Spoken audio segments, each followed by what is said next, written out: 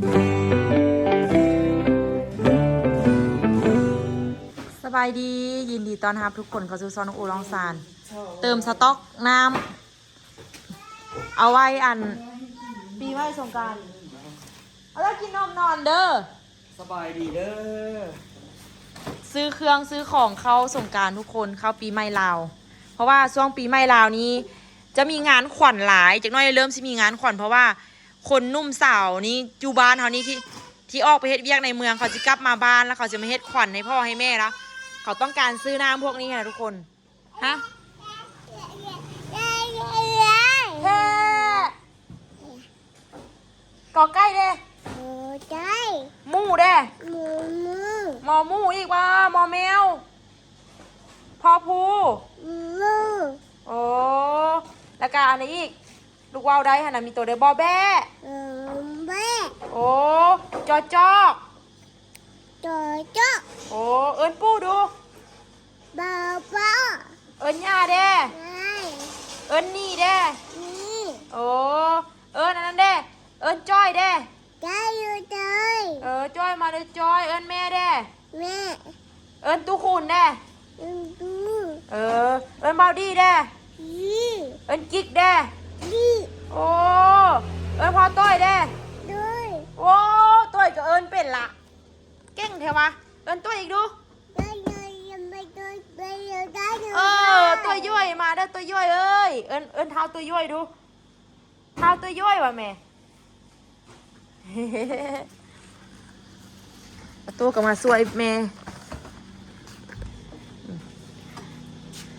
เดี๋ยวมีเงินสิไปซื้อแท่งหน้านี่ก็ได้ตัวแท่งหน้าตัวค่อยบางอย่างนี้โมได้ซีเบียร์ดิมันโบมีนะเบียร์ซ่านะครับกับผมว่าจะดุนบอเสื้อนี่ทางล่างนี้กระทึกได้แล้วเบียร์ซ่ามันสร้างเด็กก็สร้างบ่ได้ทุกคนน้องอูซี่ถามทุกคนเด้มือนั้นเพิ่นคอมเมนต์ว่าให้น้องอูว่าเขาเจ้าว่าโต๊ะเก็บเงินนี่นะต้องควรไว้ติดฝาห่วงตามห่วงจุ้ยจีนน่ะจังเงินบ่รั่วบ่ไหลว่าซั่นไว้เครื่องกลางนี่บ่ถือว่าซั่นเนาะมันเอาสะดวกเขาเนาะ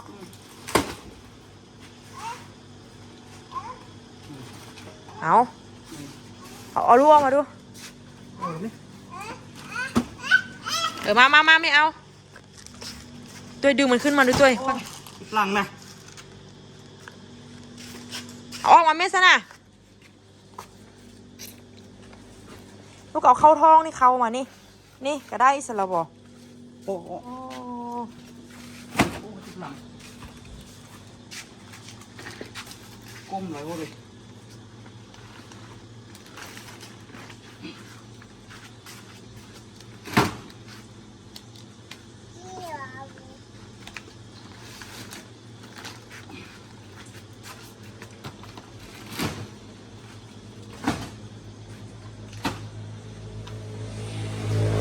หอย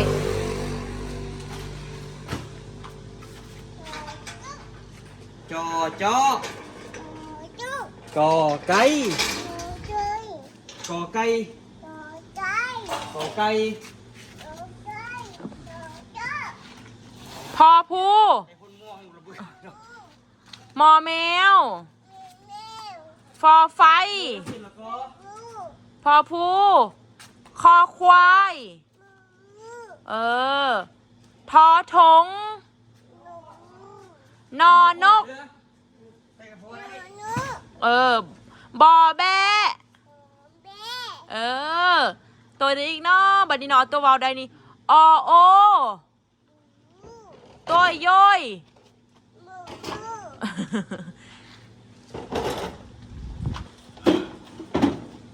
ตัวย่อยใส่ตัวย่อยเด็กตัวย่อยอยู่ใส่ตัวย่อยออกเด้อโอ้ตัวย่อยอยู่นี่โอ้ออโต้ใส่ออโต้อยู่ใส่ออโต้นะพอพูจอจอกชอเชือชอช้างชอช้างจอจางโอ้บื้นอยู่ใส่บื้นโอ้บื้นอยู่นี่โอ้รถบื้นอยู่นี่แม่เดี๋ยวแม่อยู่ใส่แม่โอ้แม่อยู่นี่ ตู้จันดิตู้จันดิตู้จันไปเฮ็ดเวียกดูกันสิเฮ็ดเวียกว่ะดูเวียก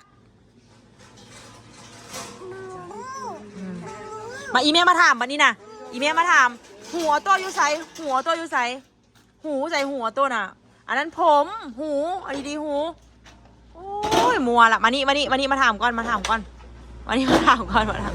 อ่ะเอาดังเอาโตอยู่ไสดังเอาโตอยู่ไสจะขึ้นรถแล้วได้หัน มันออก มา กูเรียกจะเครื่องกันเลย มาพอพูฟอไฟจอจอก กอไก่ละลาย จอใจ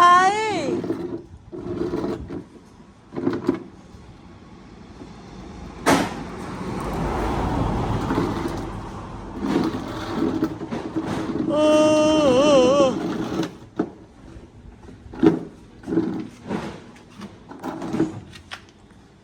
ินเล่าให้เวียงไม่เอาตัว โอ้ แต่ยังโมเวียง อันเดอร์เกาะ ทุกไปโมเวียงสิเย็นโมเวียงไม่เอาตัว โอ้ตัวมันสิเว่าเวียงออกไข่พนโฮง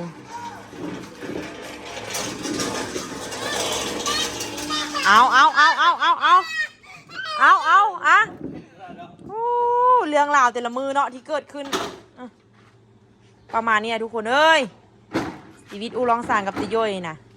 ออกไป ออกไปเขียมันอยู่เคลียร์เขีย เคลี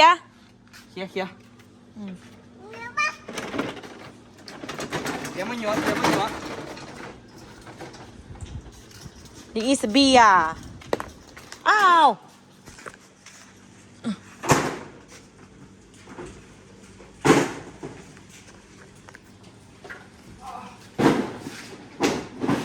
จักหลังตัวนับเบิ่งดู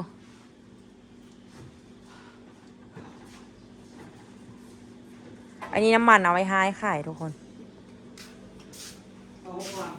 สะโพกหลังมือตัวมันมานั่งนี่มันคิดว่าเจ้าซีนั่นมันเมื่อยโอ้หนมนี่ไม่เอาไว้ก่อนเดี๋ยวเปื้อนพวกละ จำนมก่อน อะเอามองไหมมันมานั่งเองเนี่ยมันเห็นคือว่าหลันเขาจะเอาลังเบียร์เฮ้ยนั่งนั่นมันมานั่งมึงไหมเอาคักได้หันตัว มึงหนามานั่งนี่แหละครับมึงเด้อ บ่เหลือลิ้นเนี่ยเปื้อนซะเดี๋ยวไม่อาบน้ำเฮ้ ออกก่อน จ้าง ที่เมียนหรือที่ออกไปเวียกกันนี่ สิไปเวียกมาแวะเอาแก๊สไปให้เขาได้เขาจะไปสู้ปูสู้ปลาทอดอันเด้อแก๊สอันนี้นะ โอ้เขาเอาอีกแล้วเนาะ เอา จักไปนะ ก็เอาอันเดียวกับเจ้าก็จับไปซื้อน่ะ จับไปก็ได้ยุ่เอาซ้ำที่จับได้เห็นแหละ เอา3-4แก๊ส2-3แก๊ส ได้ยุ่ อืม มันเอาหลายก็ได้โมอีก อืม ออกอะไร ไปมา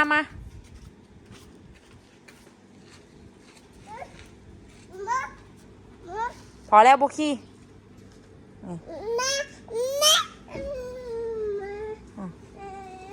อยากขี่รถอีกได้ปะเฮาไปอาบน้ำปะแล้วอาบน้ำแล้วเฮากินนมนอนปะไปอาบน้ำมากินนมนอนก็ไปมาได้ เสียงกลัวมันเอาตู้นี่นิสัยคือเมียเลย นิสัยคือพ่อแหละพ่อยังเถียงความเก่งก็แม่บุเสื้อถามตุญาเบิ้งมาเอาขี่รออีกก็ได้ปะนี่นะพอแล้วบุขี้แล้วไปอาบน้ำไปอีไม่อาบน้ำอีไม่เอานอนก็ช่วยตัวใกล้มาขั้นก็เอ๊กอ้าวซ่อนความใจลีนอยู่ใส่ลีนเอาโต้อยู่ใส่ลีนเนี่ยลีนเอาโต้ตัวลีนอยู่นี่โต้ช่วย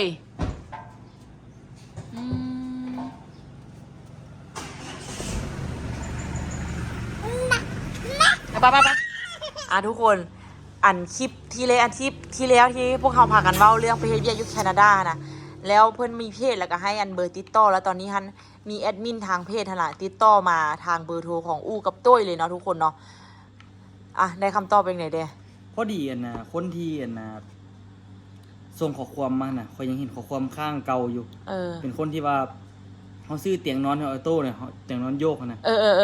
แล้วคนนั้นวะเอาเราเปลี่ยนเวียกวะ บ่ฮู้กันบ่ฮู้ว่าเราเป็นคนทับแลนบ่หรือว่าขายเครื่องออนไลน์เป็นน้ำบ่หรือบ่เข้าใจคือกันพอดีทักมาแล้วเนาะทุกคนเนาะเพิ่นบอกว่านะเวียกคันมี2เวียกเนาะที่ตัวก็ตอบธรรมดาตอบทั่วไปเดี๋ยวบ่ได้ส่งเอกสารให้ดอกแต่อยากฮู้ซื่อๆนะมันสิเป็นแบบใดซื่อๆน่ะแม่นกะบ่ฮู้ว่ามันน่ะแท้หรือว่าหลอกลวงหรือว่ามิจฉาชีพบ่อย่างว่านี่แต่ว่าความเชื่อนี่มีอยู่ 20% บ่เชื่อนี่80เดี๋ยวนี้นี่เขาเจ้าก็บอกว่าน่ะเวียกอันมีเวียก2เวียกเวียกที่1มันเวียกเฮ็ดเกี่ยวกับฟาร์มไก่บ่ว่าสิเป็นการให้อาหารการล้างทำความสะอาดให้วัคซีนไก่ต่างๆเก็บไข่อีกเป็นเวียกของเบิดเวียกที่1เวียกที่2เวียกแพ็คหน้าที่ก็คือแพ็คอย่างเดียวอาจจะว่าประมาณว่าแพ็คไข่เดียวบ่เข้าใจประมาณนี้ดีบ่เนาะแล้ววันนี้นี่ล่ะแม่นเวียกนี่รู้สึกว่าเขาเจ้าไล่เป็นชั่วโมงบ่ชั่วโมงละ$24ว่ะ$4 $25นี่แหละ แล้ววันนี้ล่ะเฮ็ดเวียกมื้อละ8ชั่วโมงธรรมดาเฮ็ดเวียกมีประมาณ26มื้อแต่ว่าเขาเจ้าสิไล่เป็น30มื้อให้ผมว่านี่คือสิความหมายว่าการของเขาพักอาทิตย์ละมื้อประมาณนี้เนาะถึงสิพักแต่ก็ได้เงินนั่นน่ะความหมายหั่นน่ะอันนี้นี่ก็บ่ฮู้ว่ามันจริงกับบ่จริงเนาะก็วันนี้ล่ะเว้าเรื่องเอกสารบัดนี้เว้าเรื่องเอกสารนี่ต้องได้เฮ็ด2วีซ่าเพิ่นว่านะวีซ่าที่1นี่ต้องไปแลนแต่ว่าใช้เวลาประมาณน่ะนะ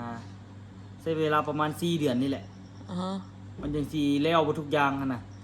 แรกๆนี่ล่ะแม่นเฮาให้แต่ข้อมูลให้หยังต่างๆเรื่องแลนวีซ่ามันเขาเป็นคนเฮ็ดให้เบิดใช้เงินอยู่ที่ 6,000 กับ50เหรียญปาท 6,050 เหรียญ 6,000 ตีเป็นเงินบาทนี่ก็ตกอยู่ประมาณเกือบ 200,000 บาทเนาะมันบ่เพราะว่านะ 200,000 ปลายพุ่นติบ่ฮอดพอข่อยไล่แล้วถึกอยู่นะ333ล้าน200,000นึงนี่ประมาณ68 67ว่ะปกติประมาณ200,000ถ้วนเนาะ200,000 บาทถ้วนป้าโธ่แต่ว่าเขาต้องจ่ายมัดจำก่อน$850เลย$850เลย$850หรือ$800มันเพิ่นเต็มว่ะประมาณนั่นแหละประมาณ800ปลายนี่แหละไปล่ะอันนี้นี่ละแม่นหลังจากไปแล่นมันสิมีแบบว่าแต่ละขั้นตอนเนาะแต่ละขั้นตอนอันนี้$800ปลายนี่แม่นนั่นจ่ายครั้งแรกเพิ่นว่านะมัดจำก่อนแล้วก็ไปแล่นวีซ่าเนาะอีทเวนได้แล่นวีซ่าท่องเที่ยวก่อนเพิ่นบอกว่าเด้หลังจากที่แบบว่ามัดจำอย่างได้วีซ่าออกมาแล้วก็สิได้จ่ายส่วนเพิ่มแต่ยังบ่ได้จ่ายส่วนบ่ได้จ่ายหมดเทื่อต้องได้ไปก่อนท่องเที่ยวเฮ็ดวีซ่าท่องเที่ยวได้ไปปุ๊บแล้วแม่นเอาไปเฮ็ดเวียกไปหานายจ้างหั่นเอาวีซ่าท่องเที่ยวนี่ไปเฮ็ดเวียกแล้วก็อยู่ได้จักมาเอาเด้อเอาไปเฮ็ดไปอยู่ได้จักเดือนบ่จักเดือนจนเธอมีนายจ้างมาจ้างเฮานี่แหละสักอย่างบ่แม่นจนให้มีเฮาน่ะมีบอนไปเฮ็ดแล้วคือมื้อนี่น่ะมีนายจ้างที่จะพร้อมจะจ้างเขาแล้วความหมายเขาว่าน่ะมีแต่เอาแค่เฮาไปในน้ำนักท่องเที่ยวก่อนเพื่อสิได้แบบว่าไปเฮ็ดเวียกหลังจากไปเฮ็ดเวียกแล้วก็ให้นายจ้างหั่นน่ะแล้วก็บริษัทเขาแลนเอกสารต่อจนครบฮอด4เดือนพุ่นน่ะนะประมาณ4เดือนเขากี่ไรนะประมาณได้บ่มันสิซัวๆเด้หลังจากนั้นเอาวีซ่าท่องเที่ยวไปแลนเป็นวีซ่าเฮ็ดเวียกอยู่ได้ฮอด9ปี10ปีเขาว่านะทุกคนอันนี้เฝ้าด้วยแม่ตอนจบจ้ะอยู่ได้ฮอด9ปี10ปีแล้วก็เฮ็ดเวียกนั่นแหละไปเรื่อยๆแล้วก็อยู่มาคันว่าดนๆไปคันมาเฮาเก่งมีหยังสามารถไปแลนเอาเป็นพลเมืองเขาได้เลยเพิ่นว่าเด้แล้วประเด็นก็คือมันสิง่ายปานนั้นพุ่นบ่แล้ววันนี้แล้วทุกคนฟังเหตุการณ์ที่อู้กับตัวเราฟังเด้อแล้วผู้ใดที่อยู่แคนาดานะคอมเมนต์ให้ฟังได้ว่าการที่ไปแบบนี้มันถูกต้องบ่หรือบ่ถูกต้องเลยเนาะค่อยว่าเนาะบ่ถูกต้องค่อยว่าคันไปแรกๆนี่ว่าถูกต้องมันไปบ่ถูกต้องเพราะว่าไปเรียนวีซ่าท่องเที่ยวจะไปเฮ็ดเวียกเนาะแต่เฮาไปเฮ็ดเวียกแต่ว่านะเขาเจ้าก็น่าจะเขารับมีแท้นะเขาเจ้าก็อาจจะได้อยากได้แรงงานต่างประเทศถ้ามีได้แท้เลยหลังจากได้แล้วนั่นแหละก็เขาเจ้าก็ต้องการคนนั่นแหละความหมายน่ะคารามีแท้น่ะบ่ฮู้ว่าแคนาดาเขาเจ้าขาดแรงงานแท้บ่หรือว่าบ่ขาดอันนี้ก็บ่ฮู้เนาะ รฮู้ก็ลองแนะนำมึงใน ไม่ แต่ แหละ ว่าถามให้ต้วยเสื้อบ่ต้วยก็บ่ได้ส่งข้อมูลหยังให้ไปดอก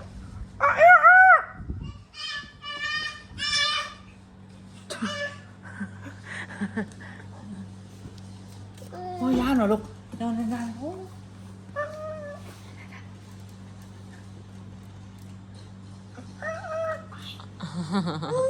บ่เฮ็ดทะลุอ่ะตุ้ยแล้วทุกคนแล้ววันนี้มีแอดมินคนนึงอีกทักมาหาอู้อะนะเพราะว่ามันเขาเจ้าคือสิมีแอดมินอยู่บริษัททั้งหลาย แล้วอู้ก็เลยถามว่าแล้วบริษัทเฮานี่มีสำนักงานบ่ตั้งอยู่ไสเขาก็ส่งมาให้เด้สำนักงานเขานะตั้งอยู่ไสนะแต่ว่าอู้กับบ่ได้ตอบไปเนาะ ก็มีบ่เศร้าซื่อๆเศร้าเพื่อล่อป่าคือล่อเหยื่อซื่อ จ่าย800ไปเหรียญหลาย ๆ คน พนักงานกับปั่นซื้อคันเบ็ดนั่นแหละ เอาตัวเจ้าลองเอาสมมติว่า800ไปเหรียญ8 คนกับ8,000แล้วเนี่ยตัวเนาะสมมติ100 คน1,000 คนบ่แม่นเอาตัวเนาะ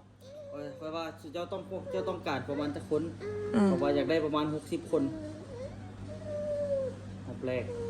พร้อมได้60 คน เบิ่งก่อนเขาเจ้ารอบที่หนึ่งเขาเจ้าไปได้บ่ถ้าเขาไปได้รอบสองวันนี้เขาอาจจะไป ค่อยว่า ค่อยนะ นำไม่จันว่าคันว่าว่าอยู่พากันยอกคันว่าได้ไปแท้เสื้อบอกเอาโต้ยันไม่จันค่อยกับเจ้าสิไป ไม่จัดว่ายังไง ไม่จันบ่บ่เนาะ เจ้าก็อยากไปอีก อยากไปเลยเนาะ ไปเห็นหยังโอ้ ไป เจ้าสู่เวียกบ่ได้หรอก ไปเบิ่งแคนาดา เดี๋ยวเวียกกับถามมานักบ่ก็น่าจะสมควรแหละเพราะว่า โอ้ก่อนสิได้เงินเขาสำนักบ่แม่นเรื่องง่ายดอก คืออันอู้ว่าแหละสิ่งเดียวในโลกนี้มันบ่มีสิ่งเดียวที่ได้มาแบบฟรีๆอันเดียวจักอันดอกมันเป็นไปบ่ได้ดอก ถึงได้บ่ยากแต่ข่อยก็ว่าข่อยสู้ได้มันเป็นเวียกแรงงานสู้ข่อยมีแรงงานข่อยสามารถเฮ็ดได้คันว่ามัน อืม คันว่ามันได้ผลตอบแทนที่ดีเด้ อืมเอาตัวเอ็นนั้นบ้าเอานั้นตัวผัวอันนั้นน่ะบ่ผัวไอ้ตืออะ อืมโอ้คันได้บ่นั้นคันได้ไปบ่นั้นคันได้ไปได้แท้ๆแต่ข่อยก็พอใจเด้ขายรถข่อยน่ะ เอิ้นเด้อ